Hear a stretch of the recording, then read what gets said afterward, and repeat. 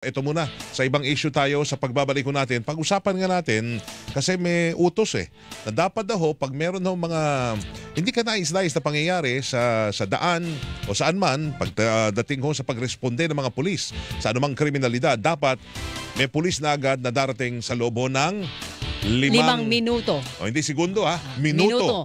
Oo, baka ano ba 'yun? Ayusin ang expectation. Yes. Alright. Wag sobrahan ng expectation, hindi kaya ng power.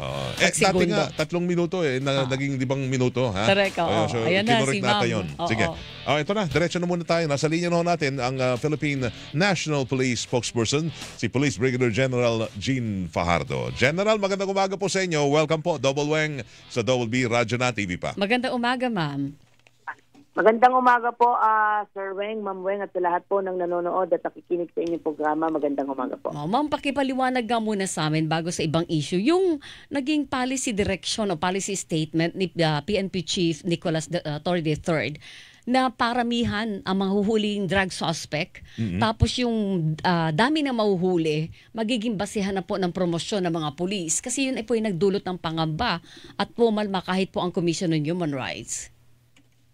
Yes, Ma'am Weng. Linawin po natin, Ma'am, itong sinabi po ng ating Chief PNP na paramihan po ng huli. Unang-una, Ma'am, ay hindi lang po ito limitado, Ma'am, sa drugs po. Ito po ay sa pangkalahatan na anti-criminality efforts po natin. Dahil ang sinasabi nga po niya, ano ba ang pangunahing trabaho ng pulis? Yun nga yung magpatupad ng batas, siguraduhin na ligtas at payapa yung ating pamayanan. At the only way na we could ensure na magiging ligtas ang ating mga mamamayan ay kung manghuhuli tayo ng mga kriminal sa daan. At yung paramihan ng huli ay kung may mga kriminal, kapag marami tayong nahuling kriminal, ay masisigurado natin na magiging ligtas nga tayo. At the only way we could do that ay kailangan manghuli. At yun po yung isa sa pangunahing trabaho po ng pulis na manghuli po ng mga kriminal. At doon naman po, Ma'am, sa ito pa ay magiging basihan sa promotion kasi 4 po, Ma'am, yung basihan po sa promotion. Yan yung ating haba ng yung serbisyo, sa iyong present rank, education, eligibility and training. Subalit ang sabi niya, baka po pwede nating bigyan ng premium yung mga nakakahuli dahil napakahirap, Ma'am, ang sabi nga ng ating CPNP, isa sa napakahirap na trabaho ng pulis ay yung manghuli. At nababalitaan natin na yung mga pulis kapag may lumalapit sa kanila ay parang seemingly ay ibinabato sa barangay or sinasabi na hindi yan po pwedeng kasuhan. So ayaw ng ating CPNP yan. Ayaw niya na tumatanggi dahil natatakot ang pulis natin sa pang-aresto. Kaya on that context, sinabi niya ay hindi po pwede. Dapat ay marami tayong nahuhuli dahil maraming kriminal na nagkalat sa daan. So on that context, Ma'am, yun po yung sinabi ng ating CPNP. Paano pong halimbawa nasa kalye? Paano natin madedetermine o matutukoy ang isang kriminal para maaresto siya? Kasi ang feeling ng iba, baka pati yung bagaan siya ay maging cause para maaresto ito, tapos makasuhan ng ibang kaso para lang mapalabas na merong talagang lehitimo na huli ang isang pulis. Pangalawa, Ma'am, baka daw dumami yung fall guy.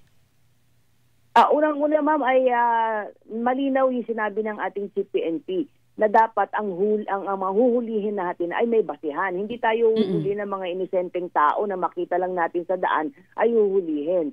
Dahil malinaw ang sabi nga niya, hindi po pwedeng kapag ang isang pulis humuli dahil sa maling paraan na sa una pa lamang at yun ay nakasuhan na, ay makakasuhan kagad yun, ay madidismiss kaagad sa kaso yan. So hindi po pwedeng ang isang pulis para lang makakomply ay kukuha lang siya ng mga inosenteng pulis, ay inosenteng tao para lang makakomply. Hindi po, Ma'am, malinaw po yun na yung ating panghuli po ay dapat may legal na basihan at hindi po pwedeng for the sake na makakita lang siya ay huhuli po siya. Hindi po pwede po yun, Ma'am. Opo. Tayo ay tutungtong pa rin po doon sa tinatawag po nating due process at legal na pamamaraan po ng panghuli po. General, yung kasi pag huli, ibig sabihin, yung mga huliin may warrant of arrest. Yes. Diba? Yan ang very common. Ibig sabihin ba nito, yung mga may existing na mga warrant of arrest talaga magkaroon ng para bang offline habol dun sa mga merong parang crackdown sa mga crackdown may, sa mga, may mga warrant. wanted. Oo. Kasi nakikita natin may mga nakalista dyan, most wanted sa syudad na ito. Meron. May mga litrato Oo. yung mga yan. Yan ba yung pwedeng unahin na habulin ng ating mga pulis na mahuli? Yes, Sir Weng. Tama po kayo, Sir Weng. Mas madali po yun hulihin, Sir Weng, kasi meron na po yung warrant of arrest eh. Anytime na makita po natin yan, ay po pwede pong damputin yan. Pero ang sinasabi po ng ating CPNP, Sir Weng, ay yung Ma'am Weng, ay yung mga warrantless arrest na tinatawag natin na makita natin habang ang mga pulis, kasi ang gusto ng ating CPNP ay dagdagan yung mga pulis natin sa kalye. So habang tayo ay nagpapatrol, may nakita na may nang snatch, ay hindi po pwedeng tumalikod lang yung pulis natin dahil takot siyang manghuli, takot siyang mga makasuhan naman. So dapat ganon yung active stance ng mga pulis natin, na dapat habang nasa daan ka ay nagmamatsyag ka. Yes. Na kapag ka meron dyan na bigla na lang sasalisi, bigla na lang for whatever reason ay may gagawing kriminal, ay dapat yun ang gusto ng ating CPNP, maging active tayo sa pagbabantay. Hindi yung parang passive lang tayo na naglalakad dyan, parang wala lang tayo dahil may apprehension tayo na manghuli tayo. Yung parang ibalik natin yung malasakit ng pulis, ano ma'am? Yung may malasakit yes po, ma'am. talaga. Tama yun. po. Yung pabilisan ng huli. Dapat hindi yung nakakatawid ng ibang bayan at wala na. Pag nakagawa ng krimen, Wala na, hindi na habulin. Hindi na mahabol. Talagang habulin. Yung pabilisan ng huli. Tapos yung warrantless pero sandali, linawin nyo nga yung warrantless arrest pala. Kasi hindi, pag ginagawa naman yung pag halimbawa ang krimen ay nangyayari right in front of you. Nakita mo talaga, Yes, hindi right ba in front, hindi ba General? Yung huli mo sa akto. Yun ang pwedeng warrantless arrest. Di ba, General? Yes po ma'am. May mga may mga basihan po para po tayo ay makapag-aresto po ng mga warrant. Yung tinatawag niyo pong warrantless arrest. Yan po ay kapag ka ang isang pulis o kahit ordinaryong civilian sa kanyang presence po ay nakita po niya mayroon pong nagaganap na krimen o may katatapos na krimen o nag-a-attempt na gumawa ng krimen itong taong aarestuhin, ay pwede niyang arestuhin yan kahit walang warrant. Ang pangalawa po ay kapag may nagawa na po na krimen at nandoon ka at nakita mo based on your personal knowledge na merong basihan na itong tao na ito ay siya ang gumawa ng krimen, ay po pwede mo itong arestuhin. At pangatlo, kung ang tao po na ito ay tumakas sa pagkakakulong sa kanyang detention, ay hindi na po kailangan ng warrant para siya po ay arestuhin. Yan po ay malinaw. At saka kung maidagdag ko lang po, Sir Ma'am, na itong sinasabi ng ating CPNP na paramihan ng huli, ay hindi po ito, sabi ko nga kanina, hindi ito limitado sa drugs at hindi ito kota. At malinaw na hindi po pwede na mag-plant sila ng evidence dahil malinaw ito, dahil talagang kakasuhan natin ang mga pulis na gagawa na ito. At hindi ito, sabi nga ng ating CPNP, hindi natin ikokondone yung mga wanton arrest. At buhay ito, Sir Ma'am. At yung taong huhulihin natin ay pwedeng magsabi na walang kasalanan yan, wala akong sana lang ako dinampot, at hindi ito patay na hindi makakapagsalita na pamilya nila ang manghuhuli. Ako mismo, kung ako ay mayroong sa tingin ko ay mali ang naging pamamaraan ko, ay marami po silang pwedeng puntahan at nangako po mismo ang ating CPNP na pinaliwanag niya dahil naiintindihan natin yung apprehension, lalong-lalo na po yung Commission of Human Rights na the CPNP would like to assure na ito po ay within the ambit of law po natin gagawin. Yun, hindi magiging madugo. Yan ang bagong anti-criminality drive ng Philippine National Police. Yan ang malinaw, Ma'am Jean. Tama po, ma'am. Tama po. General, yung insidente, kunyari, may police, tapos nakita niya mukhang wanted tong tao. Pero wala siyang hawak na warrant of arrest. Ay, pwede bang pero naalala lang? niya na nandun to sa wanted list. Pwedeng gano'n na pwedeng hulihin ng kahit walang dalang warrant of arrest? Sasabihin nandun yung warrant nasa presinto. Yes po, sir. Malinaw naman po yun, sir, na nasa batas naman po natin yan, sir, na kapag ka ang isang tao po ay sigurado po tayo na meron po itong warrant, lalong-lalo na po kung ito po ay nasa most wanted at natsyempohan po ito ng pulis. O kaya yung ating isang ordinaryong civilian ay po pwede po itong hulihin kahit wala po ako at that time na wala po akong warrant. Lalo't ito ay most wanted, alam kong ito ay talagang pinaghahanap ng batas, ay po pwede po itong hulihin na Sir Weng, na wala pong warrant, provided po na at the instance po ng kanyang pagkakakuha po ay at nadala po siya sa stasyon, ay dapat maipakita kaagad itong warrant po, na warrant of arrest po. Ma'am, may tuloy yung plano ng bagong PNP chief na magbigay ng reward sa mga pulis na makakahuli ng siguro malaki, magkakaroon ng magandang operation. Tama po ba yan? Yung sinasabi ma'am na reward, again, na nagkaroon din po ng ano po rin to, pagkakalituhan po na parang reward, babalik na naman tayo dun sa quota system, babalik na naman tayo dun sa reward system, ma'am. Malinaw po ma'am na wala pong quota pagdating po sa arrest. Ang sinasabi lang ng ating CPNP ay maging aktibo tayo sa pagmamatyag sa ating komunidad. Dahil ang gusto nga po ma'am ng ating Pangulo ay siguraduhin na ligtas yung ating mga mamamayan, and the only way na masisiguro nga po natin yan ay kung magiging aktibo tayo sa pagmamatyag sa ating mga komunidad at arestuhin itong mga kriminal po na ito. So wala pong kota dyan. Kika nga, kung may basihan ang ating pulis ay dapat hulihin.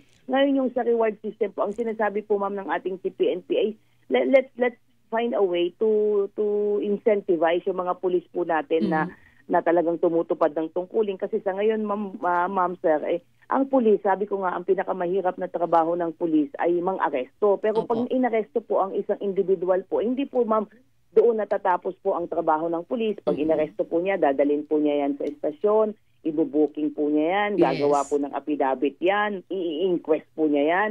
After a few days po ay mairarapon yan at maisasampa sa korte. At pagkatapos po nun ma'am ay a-attend po ng hearing yung pulis po na yon. At sad to say ma'am, pagka kami po ay tutuloy na po sa korte itong mga kaso po na ito, ay sagot na po ng pulis natin itong aming pamasahe, ang aming paggaso. Ang sabi ng ating CPNP, tingnan natin na ba po pwede naman nating incentivize yung mga pulis natin kapag sila ay a-attend ng hearing, ay kahit man lang panggasolina ng kanilang mga motor, ay mabigyan natin to. Ang papakita lang ay yung kanilang certificate of appearance sa korte. So mabigyan natin para hindi na sa isa-isa, lalong-lalo na ma'am, yung mga na-assign po doon sa mga drug enforcement units po natin, ay ma'am, mahina po ang 3-4 na hearing yan in a week na uma-attend po. Kaya yun po yung gusto ng ating CPNP po na matulungan. Of course, ang sabi rin po niya ma'am, na yung ating legal service ay palalakasin niya para itong ating mga lawyers sa PNP lawyers po ay magsisilbing mga lawyer po ng ating mga pulis kapag sila po ay nakakasuhan. On that context po ma'am, yung kanyang sinasabi po na ma-incentivize po yung mga pulis natin. Kasi ma'am, di ba, sa nakaraan, marami pong mga kaso na babasura dahil hindi dumadalo yung mga pulis. Napapabayaan nila yung kanilang responsibility na i-pursue sa korte yung kanilang inihain na kaso. So, para maiwasan yon, ito ngayon ang programa ng PNP. Yes po ma'am, kasi may mga pagkakataon po kasi, limbawa po ako ma'am ay dati akong na-assign sa Maynila for whatever reason ay nag-relocate po ako, let's say sa Pangasinan, tapos a-attend ako ng hearing, ay sagot ko na po yun ma'am. Kaya ito, gusto ng ating CPNP na siguro magkaroon tayo ng sistema, lagyan natin naman ng incentive yung mga pulis natin, o sige, atinan mo ito, magpakita ka ng court appearance, i-refund namin, kasi ma'am meron naman talaga ma'am na object class, yung tinatawag na auto, yung travel expenses na po pwedeng i-refund ng mga pulis po natin. So hopefully ma'am, sabi nga na maganda po ito ma'am, I'm sure sa mga ordinaryong pulis ay maiinganyo sila, kasi nga minsan ma'am, yun isa pa ang dahilan kung bakit ayaw manghuli ng pulis. Natatakot siya na baka ito na naman, ako na lang ang sasagot nito na perwisyo pa to sa akin, nagiging abala pa. So this time around ma'am, pag nakikita ng pulis na merong ang incentive na sila ay sasagutin ng kanilang pamasahe at the very least ay kahit paano ay malakas ang loob nila na hindi sila mahihirapan na manghuli dahil alam nila na kahit man lang doon sa travel expenses ay sasagutin po ng gobyerno. Malinaw doon na General Fajardo, yung sinasabing incentive at reward ay hindi sila bibigyan ng pera, halimbawa 5,000 piso pag nakahuli sila ng ganitong kriminal. Hindi ganun yung reward system na pinag-uusapan. Hindi po ma'am, hindi po ma'am, hindi po ganun po 'yun. Yung naipaliwanag ko po, yun po 'yun ma'am. Okay. Yung pong 5-minute response naman ho natin na uumpisa muna dito sa Metro Manila. Yes. Okay, paano ho 'yon, ma'am? Pag Kaya kunyari ba yun sa traffic, ma'am? in 5 minutes may nakitang ng snatch, di ba? So ang gagawin ng isang nakakita o mismo siguro kung ang biktima Tawag ka ng 911. 911 Oo. ang tatawagan, tapos in 5 minutes magbibilang siya. 5 minuto dito lang ako. Mahahabol, mauhuli yung ng snatch sa kanya. Yes. Yun po yung ito po ang gusto po natin na magkaroon nga po ng metric doon sa paghuli nga po ng mga pulis natin, dahil isa po 'yan sa dahilan kung bakit ang gusto ng ating CPNP ay talagang masustain at ng mga pulis natin yung presence and visibility nila sa mga kalsada, kasi kapag may mga ganyan nga pong insidente ay nandun lang sila sa kalsada, madali silang mahinga ng tulong, so mako-comply natin yung sinasabi nga na 5-minute response. Again, ito ay bilang tugon na rin sa panawagan at utos ng ating Pangulo na dapat ang mga pulis laging naandyan sa kalsada. Dapat kapag kakailangan sila ay nandyan sila sa mga kalsada. Kaya yung ating 5-minute response, uunahin lang muna natin sa Metro Manila at saka sa mga pangunahing syudad sa mga malalaki pong mga probinsya like Cebu, Davao, Iloilo. Yan yung mga kahit gabi na ay may mga economic activities pa na mga lugar. So diyan muna isusunod ng ating CPNP yung kanyang 5-minute response policy, dahil meron na po tayo, matagal na po natin ma'am ini-implement yung 911 at sa pamamagitan po noon kapag ako halimbawa po ay may nakikita po ako na may mga may nangyayaring krimen sa aking harapan o may nakakating sa aking information o ako po mismo ang nabiktima, ay dumayan lang po kayo ma'am sa 911. Ang kagandahan po nito ay kahit po ikaw ay walang load o wala ikaw mobile data, ay kakayanin niyo pong i-dial yan ng 911 po, at nasubukan na po natin at natutuwa nga po yung ating CPNP na may mga mismong mga kasamahan po natin sa media ang nagsubok po nito, at natutuwa po tayo. At kahit mga ilan ay may lumabas nga po na sa balita na yung isang na nakuhanan ng motor, hinabol ng biktima, sumakay siya mismo doon sa motor ng pulis at nasa kote nga po natin itong krimen po na ito. So maganda po itong programa po na ito at hinihikayat po natin ang ating mga kababayan na subukan po ito para po kahit paano, kung para po may mga kailangan i-improve po, ay ma-improve po natin ito para ay ma-achieve po natin itong gusto po natin na 5-minute response. Pwede bang intindihin natin na kunyari, ang 5-minute response na yan, nandyan na rin ho ang panahon kung saan ang mga naisong gumawa ng krimen, sa loob ng 5 minuto, pagkatapos yung gawin, mauhuli na kayo agad. Pwede bang ganun? Or yung 5 minutes na yan, tama ba? Yung 5-minute response natin Sir Weng, is yung mga may tumawag. Halimbawa, may sabi ko nga po kanina, ay harapan nyo, may nakita kayong krimen o may kailangan nyo po ng tulong, tatawag po kayo sa 911.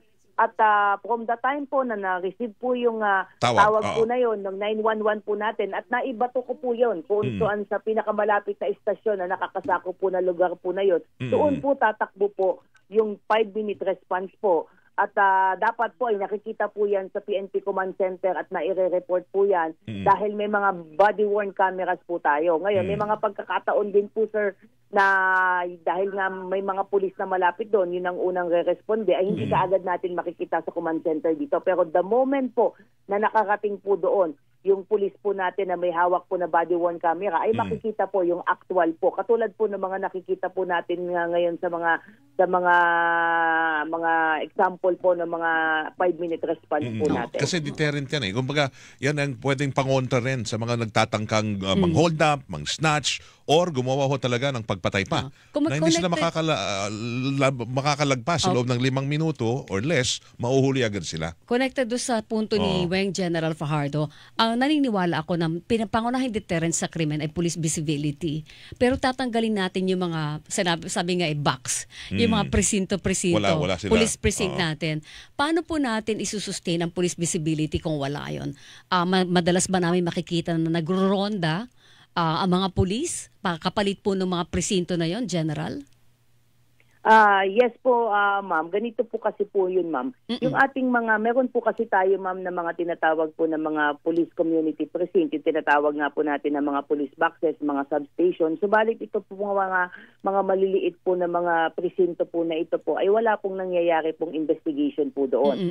Kapag nagiging tambayan lang ng mga pulis natin habang nag-aantay ng ng complainant at Opo. matatapos yung ano na yun na wala namang pumupunta dahil ang gagawin lang po nila yon ay dadalhin lang po nila yon sa main headquarters po nila Opo. dahil nandun po yung investigador. Ang sabi ng ating CPNP, imbis ang mga pulis natin, nandyan lang yan sa mga police boxes na yan, nag-aantay lang na may pupuntang complainant, ay isara na natin yan. At ang mas maganda dyan, yung mga pulis na yan ay dalhin natin sa kalsada, Yes. magdala sila ng mga radyo at nakikita nila yung nangyayari sa daan at hindi na sila kailangan puntahan dun sa mga estasyon na yon dahil nandun na mismo sila sa kalsada po. Hawak nila yung radyo kapag may bumato na nangangailangan ng tulong, ay bay, nandun na sila. Tatakbo na lang sila at dadakitin yung mga kriminal na nai-report na gumagawa po ng hindi maganda. Kasi bawal hindi na tayo makakita ng mga pulis na nakatitig lang sa cellphone, ma'am, habang nakaupo. Naglalakad-lakad sila. Oo, di ba, ma'am? Pero- Ang dami ko nakikita Tama po, ganun eh. Yun po yung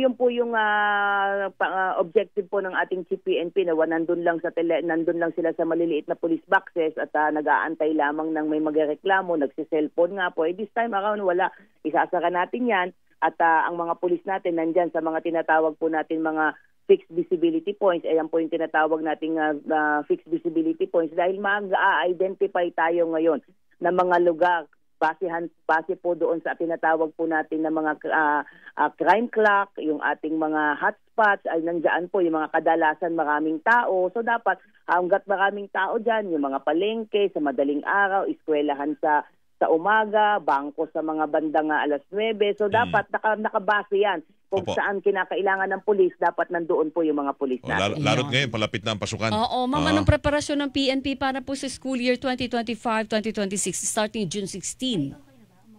Nakahanda na po tayo, ma'am. Mahigit mga 37 na police officers po ang ide-deploy po natin at kasama na po dyan yung mga 5,000 po na mga tatao po doon sa mga ilalagay po natin na mga police assistants din sa mga eskwelahan. At siyempre yung mga mobile at foot patrollers po natin na malapit sa mga eskwelahan at mga nearby areas para siguraduhin po na magiging ligtas po yung mga estudyante po natin sa darating po na June 16 po. Yun, alright. Ma'am, maraming Thank you, salamat sa General. umagang ito ha. Thank you po. Mag-ingat po kayo. Salamat po, sir, ma'am. Magandang umaga Good po. morning. Salamat po, General. Hilingan, walang pinoprotektahan.